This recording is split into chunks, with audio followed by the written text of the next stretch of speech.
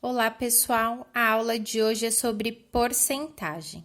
Então, o símbolo que representa este daqui, e ele significa a parte considerada de um total de 100 partes. Então, quando eu tenho um número ao lado do símbolo, ele não é simplesmente o número, nesse caso 13, ele é 13%. 13%.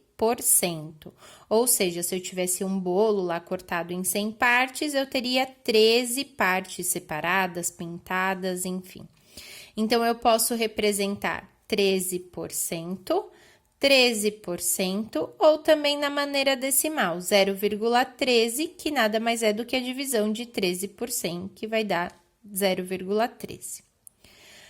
Então, a representação da porcentagem pode ser assim. E aí, eu ia falar para vocês sobre porcentagens chaves.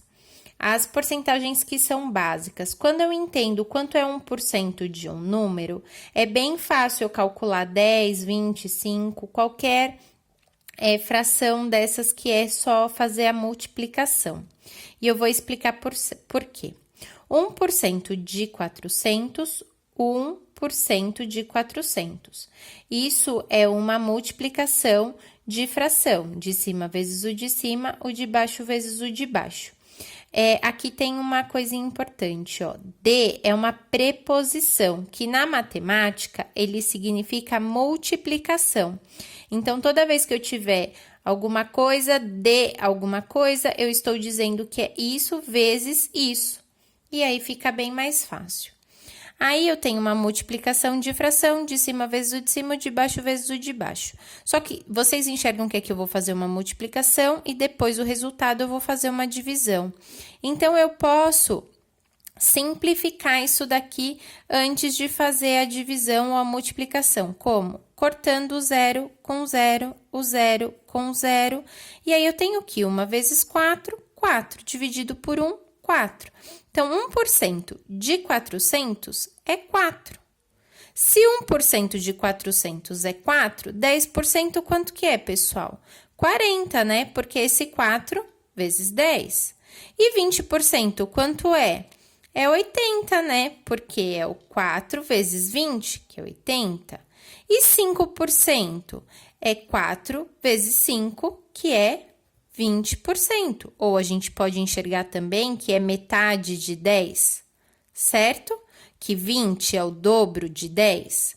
Então, depende do referencial que a gente tem. E 50%, quanto é? 50% não é a metade do total?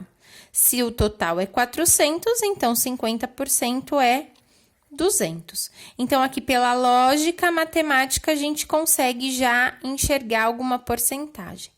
Mas e quando tem porcentagens assim que já são mais difíceis de entender? É o que a gente vai ver. Eu tenho aqui um outro caso, porcentagem em forma de fração. Então, eu tô só demonstrando, tá bem? É tudo a mesma coisa, por isso o sinal de igualdade. Quando eu tenho 50%, é a mesma coisa que 50 de 100. E aí, aqui, eu posso fazer simplificações para transformar essa fração numa fração irredutível. E quando eu transformo 50 centésimos numa fração irredutível, ela se torna 1/2. Eu posso dividir por 50, posso cortar o 0 com 0 e depois simplificar o 5 com 2. Então, a maneira como eu vou transformar ela em irredutível é a cada pessoa que escolhe de acordo com a sua lógica matemática. Mas aqui eu dei o exemplo de dividir por 50 em cima e embaixo e chego no 1/2. Aqui, 75%, também representado dessa maneira. Se eu dividir por 25 em cima e embaixo, chego no 3/4. 25%, 25%, se eu dividir por 25 em cima e embaixo, chego num quarto. 20%, 20%, se eu dividir por 20, vai ficar 1/5. 10%, se eu divido por 10 em cima e embaixo, 1/10. Então, essas frações aqui, isso daqui é aquela dica. É importante a gente lembrar isso de cabeça.